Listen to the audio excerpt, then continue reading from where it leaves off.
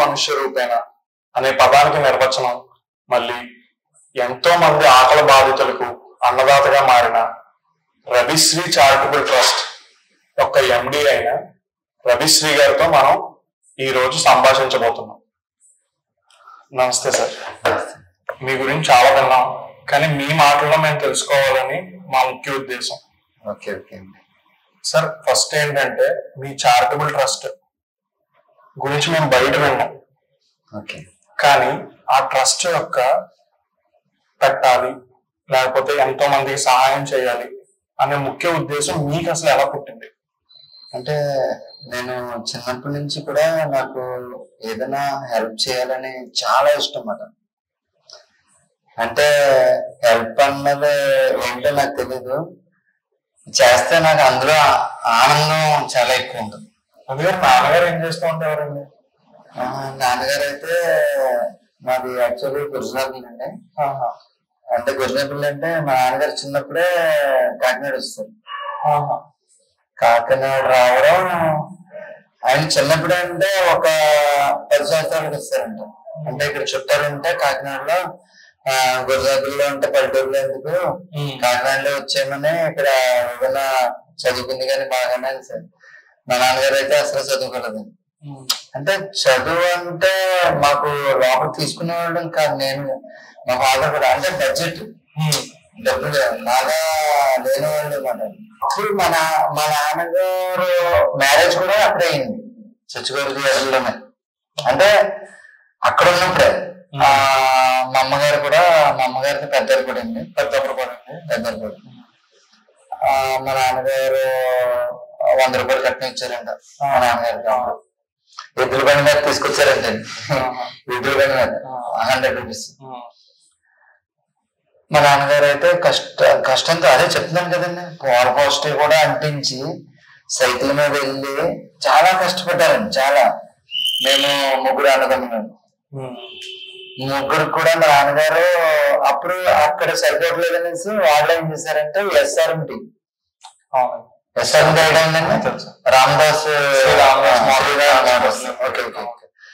అందరూ వారానికి 10 రూపాయలు అంత ఇచ్చేవారంట. అప్పుడు ఎక్కువ.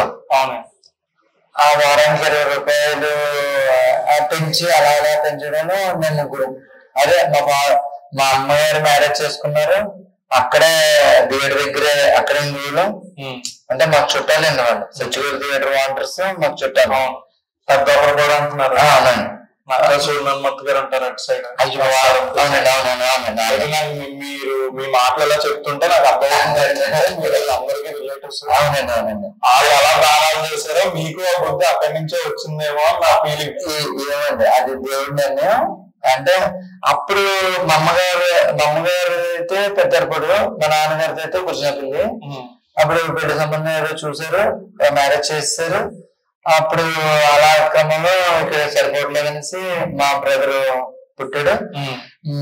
అప్పుడు కష్టాలు అంటే ఏంటి, ఒక మనిషిని పోషించాలంటే చాలా కష్టం కదా. అవునండి, అప్పట్లో చాలా కష్టం. అప్పుడు తర్వాత నేను పుట్టాను, తర్వాత మా బ్రదర్, మేము ముగ్గురు అన్నదమ్ములు. మీరు ఎన్నో వ్యక్తి అండి? 3 మీరు మధ్యలో అన్నయ్య అంటే ముద్దుగా మధ్యలో ఉంటారు. తమ్ముడు అది అన్నయ్య. కష్టాలన్నీ నాకే అలా అంటారా? అంటే కష్టాలంటే అన్నయ్య అంటే పెద్దడు, అంటే గావం. అప్పుడు ఆ క్రమంలో మనం అలాగా చేసేవాళ్ళు. నేను కూడా అప్పుడు నాకు కూడా మా ఫాదర్ చదువుకోమని చాలా చాలా చదువుకోమని. నేను అక్కడే సచివూరు థియేటర్ ఎదురుగానే CBM స్కూల్, మీకు ఐడియా ఉందండి? నాకు CBM స్కూల్ అని గవర్నమెంట్ స్కూల్ ఉంది. ఆ స్కూల్లో చదువుకునేవాడిని. అంటే ఎంతసేపు నా మైండ్, నాన్న కష్టపడుతున్నాడు, అమ్మ చాలా ఇబ్బంది పడుతున్నారు, నాకు తెలియని వయసులో కూడా నాకు తెలిసిందండి. అవునండి, అర్థమవుతూ ఉంటది కదా ఇంట్లో సమస్య. అంటే అప్పుడు కష్టపడాలి, ఏదో కష్టపడాలి. చదువు మీద అంతే. ఇప్పుడు నాకు చదువు ఉంటే బాగుంటుందా అనుకుని ఇప్పుడు తెలిసిందండి చదువుకోవాలి. కానీ చదువుకోలేను, ఖచ్చితంగా చదువుకోవాలి. ఇప్పుడు చదువుకోలేనందుకు ఇప్పుడు చదువుకున్నా సరే చదువు రావట్లేదు. అప్పుడు నేను చదువుకోకుండా ఏం చేశానంటే, నేను మా ఫాదర్ని, లేదు అంత కష్టపడుతున్నాం కదా నాన్న, నేను ఏదన్నా అంటే సెలవులు ఇచ్చారు. 6th చదివాను, 7th ఎగ్జామ్ రాశాను, సెలవులు వస్తున్నాయి కదా, నేను ఏదైనా పనికి వెళ్తాను అని. అంటే అప్పుడు మా ఫాదర్ నన్ను రచ్చ చేస్తారండి.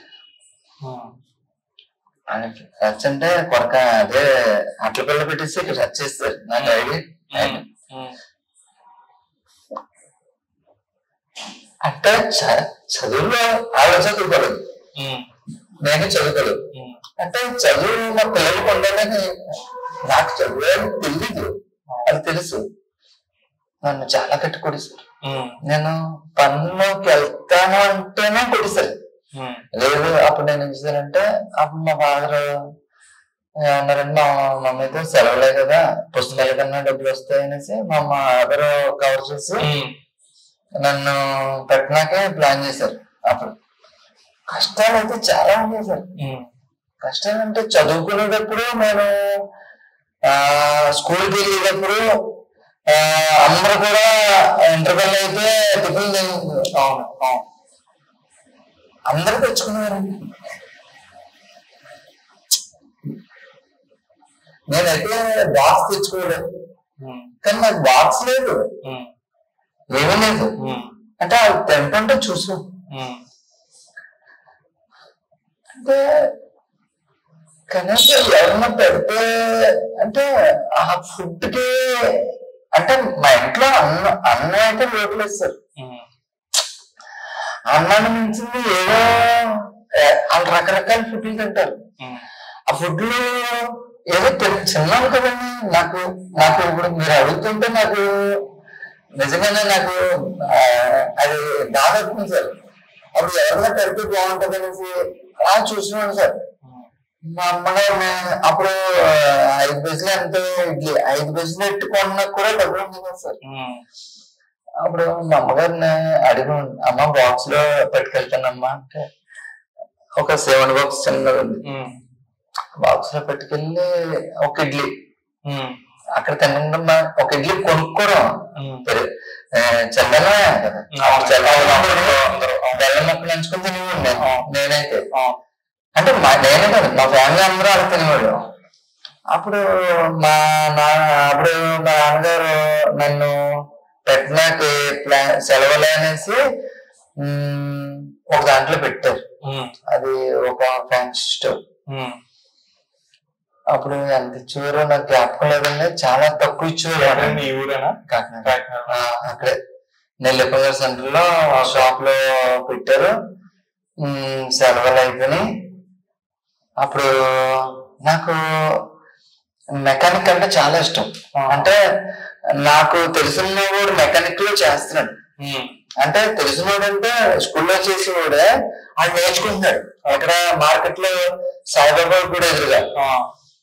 నేను అలాగే వచ్చేవాడు, వాడు లైట్ పెట్టుకుని అలాగా మెకానిక్ చేస్తుంటే నాకు బైక్ అంటే నేర్చుకోవాలి అన్నది. అంటే డబ్బులు ఉంటేనే వాల్యూ, అంటే పని చేస్తే డబ్బులు వస్తాయి, అదే తెలుస్తున్నాను. ఈ బయట ఎవరైనా అనుకుంటారు అలాంటివన్నీ నాకు తెలీదు. అప్పుడు బైక్ మెకానిక్ నేర్చుకుంటానంటే మా నాన్నగారు ఆలోచించారు. నేను నాకు చదువు రావట్లేదు, ఇప్పుడు కూడా రాదు నాకు చదువు. ఎందుకంటే అంటే తెలుగు ఏదో చదువుతానండి, తెలుగు చదువుతాను, ఇంగ్లీష్ రాదు, రాయడం రాదు. కానీ నన్ను నమ్మరండి ఎవరు కూడా, చదువుకోలేదంటే నమ్మరు. ఎందుకంటే మరి ఇంత ఆర్గనైజేషన్ అప్పుడు మా అమ్మగారు చదవననేసి ఇంకా మా ఫాదర్తో మేనేజ్ చేసి ఏం చేశారంటే, అప్పుడు సెలవులు అయిపోయినాయి. అంటే అయిపోయింది, మళ్ళా సెలవులు వస్తున్నాయి, మళ్ళా 8కి వెళ్ళిపోయాను. పాస్ అయినా లేదో తెలీదు. అప్పుడు ఏం చేశారంటే మా ఫాదర్ని హీరో హోండా షోరూమ్ మా ఫాదర్ ఆలోచించారో ఏంటో తెలియదు, వీడి బైక్ అంటే చాలా ఇష్టం అనేసి మా అమ్మగారు ఏదో చెప్పడం. మా ఫాదర్ తో మాట్లాడేవాడు కాదు, కొట్టేసేవారండి. అంటే నేను ఎక్కడ చెడిపోతానేమో అనేసి మా ఫాదర్ అప్పుడు ఏం చేశారంటే నాకు హీరో హోండా షోరూమ్ లో కాకినాడలో మెయిన్ రోడ్ లో జయరామ్ ఆటో ఆయనకి కూడా ఎందుకంటే నేను స్టేజ్ వెళ్ళక ఆయన అప్పుడు హీరో హోండా షోరూమ్ లో నన్ను జాయిన్ చేసుకున్నారు ఒక ఆఫీస్ బాయ్ గా. అంటే మా ఫాదర్ ఏంటంటే బైక్ మెకానిక్ అనే తెలుసు. నేను అక్కడ ఒక 5 years ఆఫీస్ బాయ్ గా చేశాను.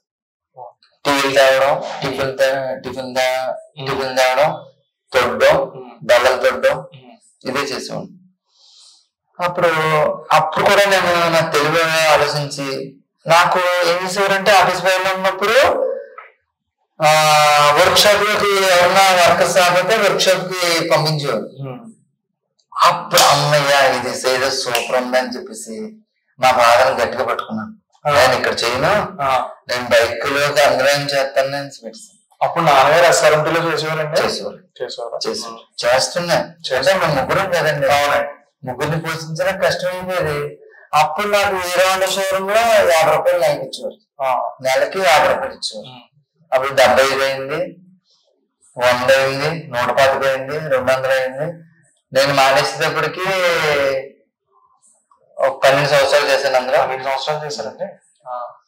12 సంవత్సరాలు చేశాను. నేను మానేసే టైంకి నాకు 3000 అయింది.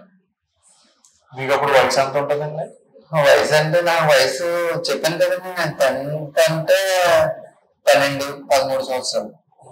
అప్పుడు మానేసే టైంకి మానేసే టైం కాదు, నేను జాయిన్ అయ్యాను అప్పుడు 20 సంవత్సరాలు, 19 సంవత్సరాలు, 20 సంవత్సరాలు కదప్పుడు హీరో హోండా షోరూమ్ లోనే చేసేవాడిని.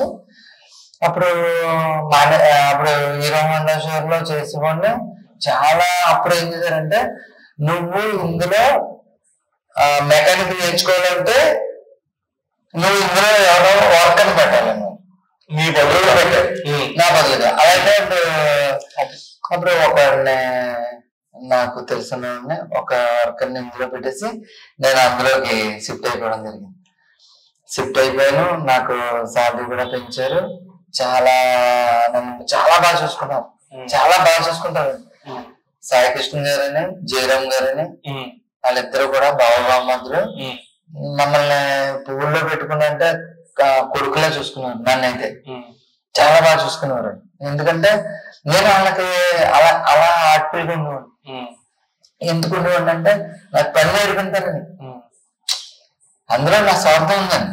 బాగా చూస్తే ఏదో అనే మా తల్లిదండ్రులు అదే నేర్పారు. అప్పుడు ఏం చేశానంటే నేను మెకానిక్ నేర్చుకుని ఫుల్ గా నేర్చుకున్నాను. అప్పుడు నేను ఇంకా మానేసి నేను కూడా ఇంకా మ్యారేజ్, మా బ్రదర్ మ్యారేజ్ అయిపోయింది. మా అమ్మగారు అంటే మా ఫాదర్ ఆ క్రమంలో నేను బైక్ మెకానిక్ చేసేటప్పుడు మా ఫాదర్ చనిపోయారు. అదే హీరో హోండా షోరూమ్ చేసేటప్పుడే చనిపోయారు.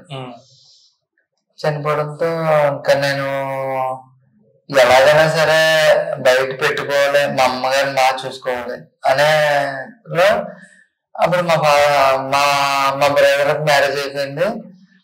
మా అమ్మగారికి చేసుకోవడానికి ఎవరు లేరు, ఆవిడ ఒక్కరు. తోడు కోసం కూడా ఉండాలి కదా అని చెప్పేసి నేను కూడా అంటే అప్పుడు మా బ్రదర్ ఏం చేశారంటే, నువ్వు ఇలా కాదు, నువ్వు మ్యారేజ్ అప్పుడే కాదు, నువ్వు ఏదైనా షెడ్ పెట్టుకో, అప్పుడు నీకు కూడా వాల్యూ ఉంటది అని మా బ్రదర్ అన్నయ్య టీవీ టెక్నీషియన్. తమ్ముడైతే ట్రావెల్స్ అందరూ సెటిల్ అంటే ఎప్పుడంటే, కానీ మా నాన్నగారు మమ్మల్ని సెటిల్ చేసేసి ఆయన చనిపోయారు. మా బ్రదర్ చెప్పినట్టు నేను బైక్ మెకానిక్ వర్క్ షాప్ పెట్టుకున్నాను. అంటే అక్కడ షోరూమ్ లో చెప్పేసి బైక్ పెట్టుకుంటాను. నేను దానిపూడి సెంటర్ లో రవిశ్రీ బైక్ కేర్ అని స్టార్ట్ చేశాను. రవిశ్రీ అని మీ పేరండి? అంటే నా పేరు రవికుమారు. అంటే నాకు ఒక కలమాట, నా పేరు మీద నా వర్క్ షాప్ నడపాలండి. అప్పుడు ఆయన మా సిద్ధాంత్ గారు మా పంతులు గారైనా సిద్ధాంత్ గారైనా నాకు ఏదైనా సరే ఆయన దగ్గరికి వెళ్ళివ్వండి. ఆయన చాలా చాలా ముసలి ఉన్నారు ఆయన చాలా. అప్పుడు ఆయన అడిగితే ఆయన ఏం చేశారంటే రవిశ్రీ అని పెట్టుకోండి అని చెప్పారు. నన్ను ఇప్పుడు కూడా రవిశ్రీ అని పిలుస్తారు అందరూ. రవిశ్రీ అని పిలుస్తారు. అంటే నా పేరుతోనే రవిశ్రీ అని పెట్టాను. బాగుందనే రవిశ్రీ చారిటబుల్ ట్రస్ట్ పెట్టడం ఎలా జరుగుతుంది. నాకు అప్పుడు మ్యారేజ్ అయిపోయింది. మ్యారేజ్ అయిన తర్వాత నాకు ఫస్ట్ బాబు పుట్టాడు. ఆ బాబు పుట్టిన తర్వాత నేను అదే ఇంకా బాబు పుట్టాడు అప్పుడు ఇంకా స్టార్ట్ చేయడం. అదే ఈ క్రమంలోనే నేను మా ఫాదర్ చనిపోయిన నుంచి కూడా నేను ఫుడ్ పెట్టడం ఎలాగా 100 మంది పెట్టాలి వారానికి ఒకసారి. నేను కష్టపడేదాన్ని వారానికి ఇంటి దగ్గరే వంటలనే ఉంటారు మనమే తయారు చేసి. సార్ అప్పుడు మరి మీకు ఏమి ఇబ్బందులు కానీ ఇంట్లో వాళ్ళు ఎందుకు ఇలా దుబారా చేస్తున్నావు అలాంటి మాటలు ఎప్పుడైనా అన్నారా? చాలా అన్నారు. మరి ఎలా ఎదుర్కొనేవారు అసలు ఏం చెప్పేవారు? అంటే నాకు ఫుల్ హ్యాపీ ఉండేది సార్. నాకు వాళ్ళకి తెలియదు కదా హ్యాపీ రాలేదు. తర్వాత వీళ్ళందరినీ మార్చేసాను. అంటే అప్పుడు నన్ను తిట్టివారు. అప్పుడు మా ఫాదర్ కి పెడుతుంటే మా మదర్ ఏమనేవారు కాదు. అప్పుడు హ్యాపీ. వారానికి ఒకసారి పెట్టేటప్పుడు ఇబ్బందులు లేవు. ఇబ్బందులు ఏమంటే నేను బైక్ మెకానిక్ చేస్తున్నాను. నాకు డబ్బులు వచ్చి అదనంగా కూడా నేను 2 షోరూమ్ చేసుకుని బయట వర్క్ ఒప్పుకుని బయట చేసుకునేవాడిని. అప్పుడు డబ్బులు ఉండి వారం రోజులకి ఒకసారి కదండి. అప్పుడు మన ఇంటి దగ్గర చేసుకుంటే నాకు తక్కువ అవుతుంది కదా. అలా ఇంటి దగ్గర మా మదర్ కూడా నాకు హెల్ప్ చేసేవారు. మా మదర్ హెల్ప్ చేసేవారు. అంటే ఎందుకు హెల్ప్ చేశారంటే తండ్రి పెడతానంటే ఎవరో కూడా అంటే అప్పుడు కూడా అలా ఇలా మారిపోతానని తెలియదు. మా మదర్ కూడా ఎందుకు స్టార్ట్ చేశారో బాబు ఏంట్రా రాత్రులన్నా పగల అని ఉంటుంది కాదు. అప్పుడు ఆ క్రమంలో మనం స్టార్ట్ చేసాము. ఏది రవిశ్రీ చారిటబుల్ ట్రస్ట్ అని స్టార్ట్ చేసాం. అంటే మా ఫాదర్ కి ప్రతి మంగళవారం పెట్టాలి అనుకున్నాను. అప్పుడు రోజు ఎందుకు పెడతలేదు అనేసి చెప్పాను కదండి.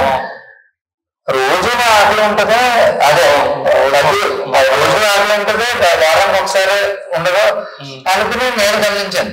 గమనించే నిజమే కదండి. అప్పుడు ఎలాగా డబ్బులు లేకుండా ఎలా పెట్టాలని ఆలోచించి కానీ నువ్వు తినగా మిగిలిన అనేది పెట్టేశాను.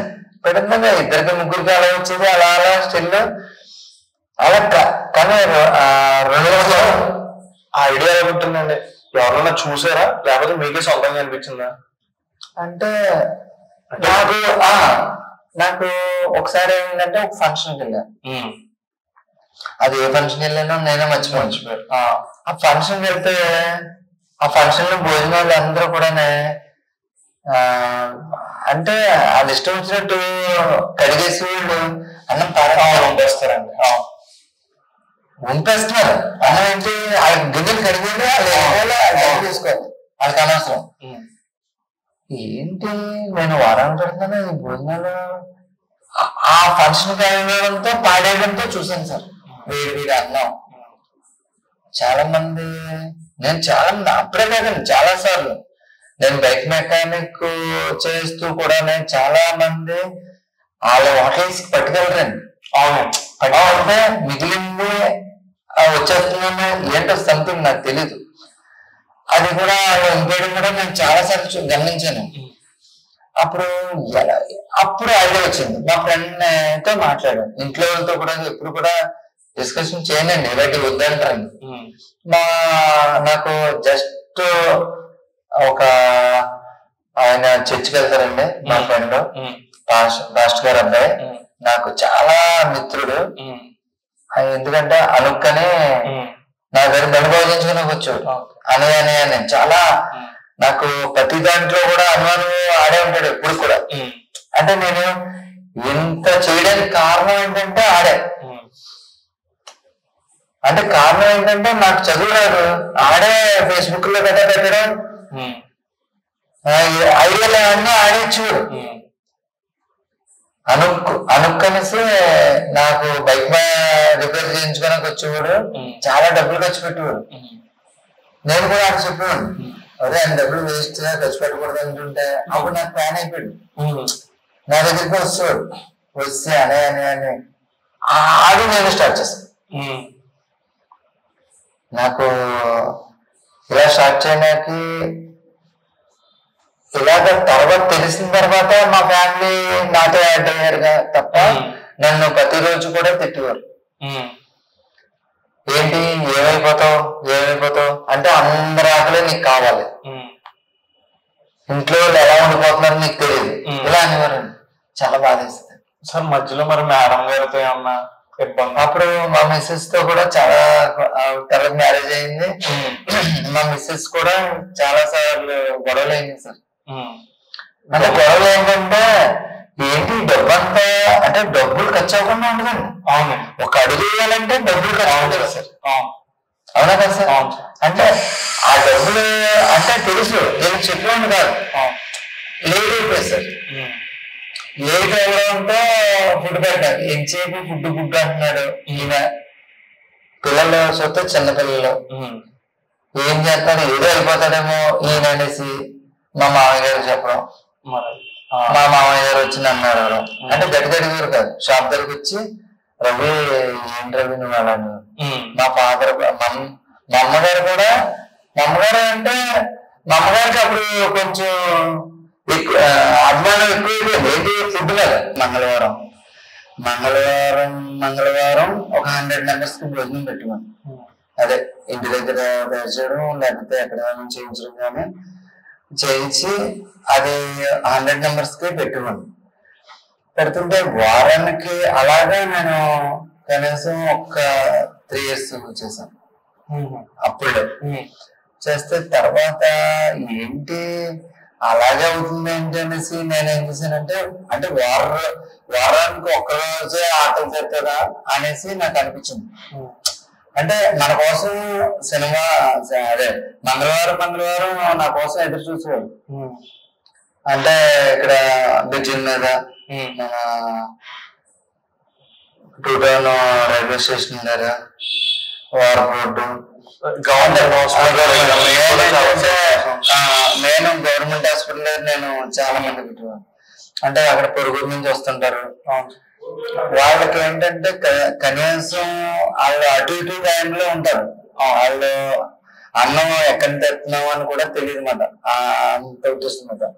వాళ్ళు కూడా అలాగే ఫుడ్ వచ్చారు నా కోసం ప్రతి మంగళవారం కూడా. కానీ నేను తెచ్చి చాలా తక్కువ, ఏంటి ఎంత తక్కువ ఇలా అవుతున్నది అనేసి అనిపించింది నా మనసుకి. ఇలా కాదు ఏదోటి ఆలోచించాలని ఒక నా ప్రాణ స్నేహితుడు ఒకడు ఉన్నాడు. వాడు నేను ప్లాన్ చేసి నువ్వు తినగా మిగిలిన ప్రతి అన్నం వెతుకు, ఇంకొకరి ఆకలి తీరుస్తుందని వెతుకు అనే ఒక స్లోగన్తో రెడీ చేశాను. అప్పుడు నేను అంటే ఆ స్లోగన్తో రెడీ చేసిన తర్వాత ఫేస్బుక్ లో పెట్టాడు మావాడు. నేను యాక్చువల్లీ చదువుకోలేదు ఎక్కువ, నాకు ఫేస్బుక్ లో తెలియదు ఏం తెలియదు. అంటే నేను 6th చదివాను అంతే.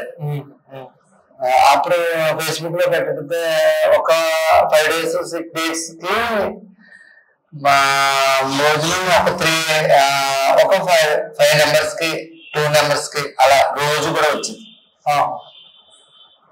నేను పెట్టిన ఫేస్బుక్ లో పెట్టి స్టేటస్ కూడా పెట్టుకున్నాను.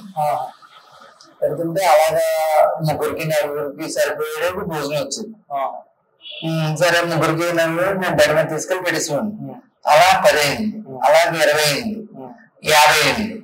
నా వర్క్ ఆపుకోకూడదు కదండి. నా వర్క్ ఫినిష్ చేసుకుని ఈ లోపు ఈ ఫుడ్ 30 మందికి 40 మందికి నాకు అప్పుడు గిన్నెలు లేవు, ఏమీ లేవు. ఏదన్నా చేసుకోవాలంటే మరి మధ్యాహ్నం భోజనం మిగిలితే ఇస్తారు, అది రాత్రి పెట్టుకోండి. మరి ఇప్పుడు మనం మధ్యాహ్నం భోజనం రాత్రి తిన్నామా లేదండి? అవునండి. అంటే నేను అలా తిన్నాం. అలాగే ఆలోచించి అలా పెట్టడంతో మా ఇంటికి పట్టుకెళ్ళి మా మిసెస్ ని పొట్టలు పెట్టున్నాను. నేను పని చేసుకుని ఇక్కడ షాప్ దగ్గర రెడీ అయ్యి 6:30 7 కల్లా నాకు పని పూర్తి చేసుకుని బండి మీద వెళ్ళి ఇద్దరం కలిపి తిమ్మాపురం నుంచి ఘాటీ వరకు బండి మీద ఈ మధ్య మధ్యలో ఫుడ్ ఎవరి రోడ్డు మీద ఎవరు ఆకలితో ఉంటే అలా పెట్టుకోండి. అమ్మో చాలా బాగుందని నాకు ఆనందం. అంటే ఆనందం అంటే డబ్బు చూస్తే నాకు ఆనందం ఉండదండి. ఒకటి పెట్టినప్పుడు వాళ్ళకి అమ్మాయి అంటే నాకు ఏదో ఏదో ఫీల్ అండి. అలా క్రమంలో నేను అలాగే చేస్తుంటే స్టిల్ ఇప్పుడు కూడా అప్పటి నుంచి మానలేదు నేను. ఇప్పుడు కూడా మనకి రోజుకి 100 నుంచి 200 500 మందికి వస్తుంది రోజుకి కూడా. అది కూడా నాకు ఈ గిన్నెలు హార్డ్ బాక్స్ ఏదన్నా నాకు కావాలి నేను మెకానిక్ చేసుకుంటూ అంటే ఇదేంటి భోజనం వచ్చేసేది. ఈ ఫుడ్ ఎలా తీసుకెళ్ళాలి ఇక్కడి నుంచి అలాగే ట్రావెల్ 10 మందికి 20 మందికి అంటే ఏదో బండి మీద కవర్లు వేసుకుని పెట్టుకెళ్ళిపోయింది. ఎక్కువ మనం చేసిందంతా కూడా చాలా మందికి అంటే నేను కూడా అలాగా పోస్ట్ కదా అందరూ కూడా మీరు ఉన్నారు మీకు మీ నెంబర్ తీసుకుని అది ఒక్కసారి మీరు గుడ్ మార్నింగ్ బదులు మిగిలిన ఆహారం ఉంటే ఇవ్వండి అనేసి నేను మాట్లాడి అలా ఇస్తున్నాను. అలా అలా అలా అలా నాకు ఎక్కువ ఫుడ్ ఎక్కువైపోతే అప్పుడు నేను ఓన్లీ ఒక వెహికల్ కొన్నాను. ఇంకా అద్దెకి పెట్టినని అద్దెకి ఒక రోజు 2 రోజులు పెట్టగలను. ఎక్కడ నేను బైక్ మెకానిక్ చేసుకుంటూ సంపాదించాలి. మళ్ళీ ప్లేట్లు కొనాలి. దానికి అప్పుడు ఏం చేశానంటే వ్యాన్ ఒక ఆయన 1 లక్ష రూపాయలు చీటీ ఇచ్చారు. ఇలా వెహికల్ కొనుక్కుంటా అంటే వడ్డీ లేకుండా మీరు అసలు కట్టండి నాకు వడ్డీ వద్దనేసి ఇచ్చారు. 1 lakh. అది ఓన్లీ సెకండ్ హ్యాండ్ కొన్నాను 90,000కి ఇచ్చారు. అతను లక్షకి నేను ఫుడ్ చేస్తున్నానంటే నాకు 90,000కి ఇచ్చారు. ఇవి ఇవ్వడంతో నేను ఏం చేశానంటే ఈ వెహికల్ తీసుకున్నాను. ఆయనకి డైలీ కట్టేస్తున్నాను 100 అంటే 100 అలా కట్టేస్తాను. నాకు ఆ ఓమ్ని తీసుకున్నాను. ఓమ్ని చుట్టూరు మిగిలిన ఆహారం ఉంటే ఉండని స్టిక్కరింగ్ చేయించాను. హ్యాపీగా ఉంటాను. అప్పటి నుంచి ఆ ఫుడ్ వెహికల్ మీద మధ్యాహ్నం వస్తుంది. మధ్యాహ్నం వచ్చింది మా గిన్నెలు నాకు కూడా గిన్నెలు కూడా చాలా మంది మీకు చెప్తా నేను మర్చిపోయాను. నాకు డబ్బులు 50,000 20,000 30,000 అమౌంట్లు తీసుకొచ్చేవారండి. నాకు అమౌంట్ తీసుకొస్తే నేను అమౌంట్ డబ్బు పాపిస్తుంది అంటారు పెద్దలు. నాకు అలాగా డబ్బు తీసుకుంటే ఒకసారితో పోతుంది. నాకు వద్దు. నాకు చాలా మంది పేర్లు చెప్పనండి. నాకు చాలా మంది డబ్బులు ఏమైనా ట్రై చేశారు. కానీ నేను మాత్రం క్రమంగా ఉండిపోయాను. అంటే ఇది ఇక్కడ ఆకూడదు, నా పిల్లలు కూడా ఇలా చేయాలి అన్న ఉద్దేశం మీద నేను ఏం చేశానంటే ఆ డబ్బులు నాకు వద్దు. నాకు హాట్ బాక్స్ లో ఉన్న అన్నం చల్లారిపోకుండా నాకు అలాగే ఎన్ఎఫ్సీలో చాలా మంది నాకు కస్టమర్స్ ఉన్నారు. నన్ను అభిమానించేవాళ్ళు. వాళ్ళందరూ కూడా 50,000 ఇలా తీసుకొచ్చి ఇచ్చేవారు. నాకు వద్దు. ఆ సెకండ్ డబ్బులు మన చేతి తీసుకోకూడదు నా మైండ్ అనిపించింది. అప్పుడు వాళ్ళతోనే మీరే కొనండి అంటే వాళ్ళకి 65,000 అయింది. నాకు కొనిచ్చారండి. వాళ్ళ స్టాఫ్ అందరూ డబ్బులు వేసుకుని కొనిచ్చారు. ఆ గిన్నెలన్నీ కూడా నేను వాడుతున్నాను.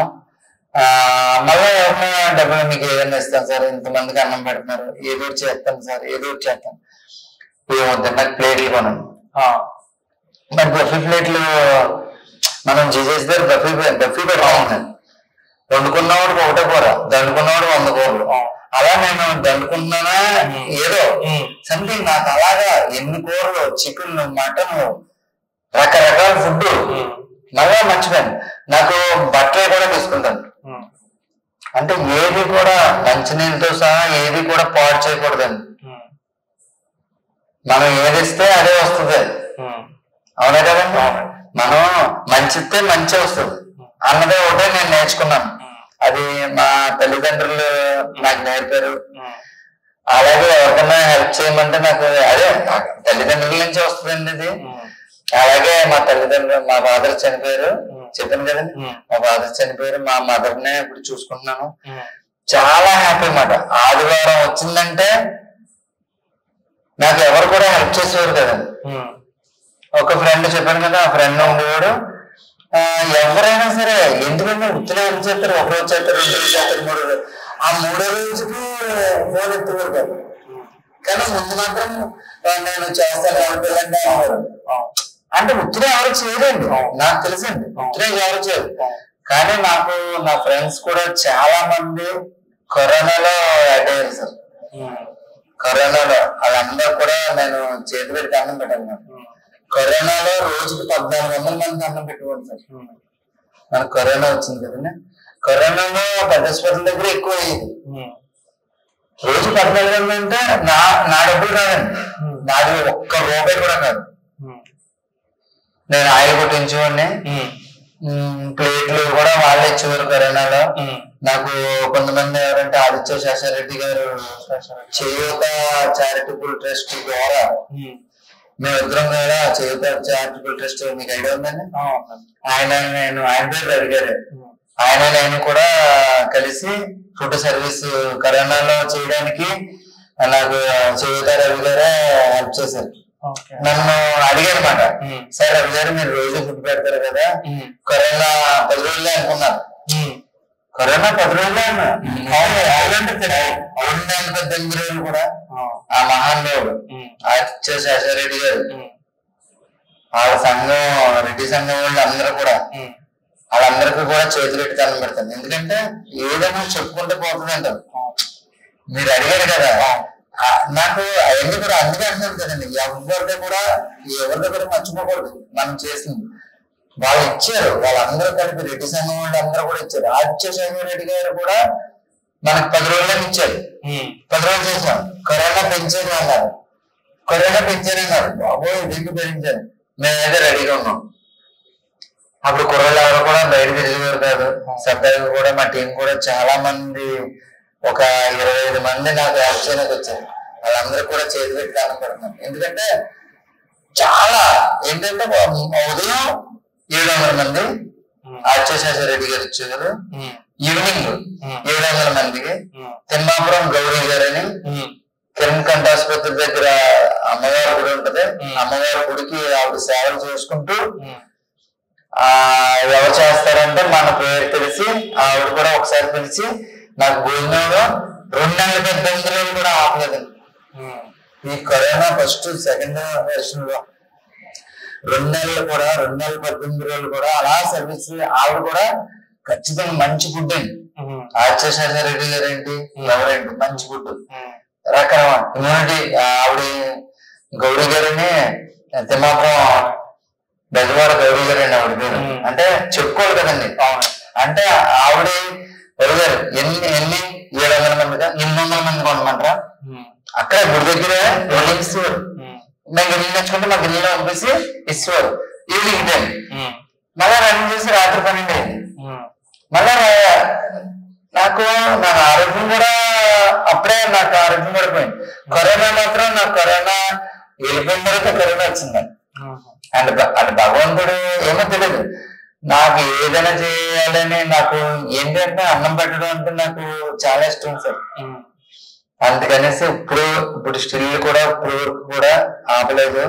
అలాగే నేను బైక్ మెకానిక్ చేసుకుంటూ నాది రవిశ్రీ బైక్ కేర్ నాది నా పేరు మీద. ఎందుకంటే నాకు జనం అందరూ తెలుసని నా పేరు మీద రవిశ్రీ చారిటబుల్ ట్రస్ట్ అని కూడా రిజిస్ట్రేషన్ చేయడానికి కూడా కొంచెం కారణాలు వచ్చింది సార్. చెప్పండి. నాకు రిజిస్ట్రేషన్ తో పని లేదు సార్. నాకు డబ్బులు రావాలి, నేను అకౌంట్ నేను క్రియేట్ చేయాలని నాకు ఇష్టం లేదు. నాకు పనే ఉంది, నాకు డబ్బులతో పనే ఉన్నాను. నేను మిగిలితే నేను దండుకున్న అన్నం లేనోళ్ళు పెడుతున్నాను అంతే. ఆ క్రమంలో చాలా మంది నా సేవ్ ఫుడ్ ఫీడ్ అని పెట్టాం. అది కొంతమంది ఏం చేశారంటే అది పేర్లు కూడా చెప్పను నేను. కొంతమంది ఏం చేశారంటే నా సేవ్ ఫుడ్ ఫీడ్ అంగడి నువ్వు తెలుగా మిగిలిన అంటే రవిశ్రీ చారిటబుల్ ట్రస్ట్ తీస్తే ఫోన్ పే పెట్టారు, గూగుల్ పే కరోనా టైంలో. అంటే నేను అప్పుడు కూడా నేను ఫామ్ లో ఉన్నాను. అంటే అలాగే నేను ఫామ్ లోనే నేను ఏమో గర్వపడేవాను. అది నాకు చాలా మంది ట్రస్ట్ లో ఫోన్ చేసి అదేం సార్ మీ దగ్గర ఉన్న వాళ్ళు ఎవరన్నా విద్య అయిపోయినా సేవ్ ఫుడ్ ఫీడ్ అని పెట్టారు, ఫోన్ పే గూగుల్ పే పెట్టారండి అన్నారు. అప్పుడు కన్విన్స్ తీస్తారా లేదా, నేను నాది ఆల్రెడీ రిజిస్టర్, నేను కేసు వేస్తాను అని చెప్పాను. కానీ అప్పుడు కూడా నేను రిజిస్ట్రేషన్ చేయించలేదు నిజంగా. వాళ్ళు ఏమన్నారంటే నాది రిజిస్ట్రేషన్, నేను కూడా అదే పేరుతో పెట్టాను, నేను సేఫ్ ఫుడ్ ఫీడ్ మాది అన్నాడు. ఇదేంటో మీరైతే మీరే తీసుకుని నాకు చూపించండి అంటే, అప్పుడు ఎప్పుడో పోయిందండి, ఫేస్బుక్ లో పోతుందండి. ఇంకా నాకు చాలా ఫైట్ చేశాను, చాలా అయితే అప్పుడు రిజిస్ట్రేషన్ చేయించాను సార్. ఖచ్చితంగా రిజిస్ట్రేషన్ చేయించాను సార్. రిజిస్ట్రేషన్ చేయించి 3 years 4 years అవుతుంది. అంటే రిజిస్ట్రేషన్ ఏంటి ఎవరు చెప్పుకుంటారండి? మనం ఏం చేసినా సరే భగవంతుడు పైన భగవంతుడు చూస్తున్నాడండి. మనం ఏం చేస్తున్నావు, తప్పు చేస్తున్నావా, రైట్ చేస్తున్నావా, మంచి చేస్తున్నావా, చెడు చేస్తున్నావా అని 10 చూస్తాడని మీకు ఐడియా ఉంది సార్? అవునా? నమ్ముతున్నారు, ఖచ్చితంగా నమ్మాలండి. ఎందుకంటే భగవంతుడు లేకపోతే మనం అన్ని ఆయన చూస్తాడు అంతే. మధ్యలో ఎవరో ఎంతమంది ఏమన్నా సరే అది నేను తీసుకోను సార్. అంటే అంటుంటారు బయట మెకానిక్ చేస్తున్నారు, ఇదంతా ఎందుకు చేస్తున్నాం పాయింట్ చెప్పిన వాళ్ళు చాలా మంది ఉన్నారు సార్. అవును సార్. అంటే మీరు అడిగారు కదా అని నేను ఆట మీద చెప్తున్నాను. నన్ను ప్రతి ఒక్కరు కూడా రవి ఏంటి షెడ్ మానేసి ఈ సేవ చేస్తే ఎవరు నమ్ముతాడు, నువ్వు ఎందుకు చేస్తున్నావు, ఎలా చేయగలుగుతున్నావు అని నన్ను చాలా మంది అడిగారు. నేను నిర్ణయించుకున్నది ఒకటి, సేఫ్ ఫుడ్ ఫీడ్ అయింది. నువ్వు తినగా మిగిలిన ప్రతి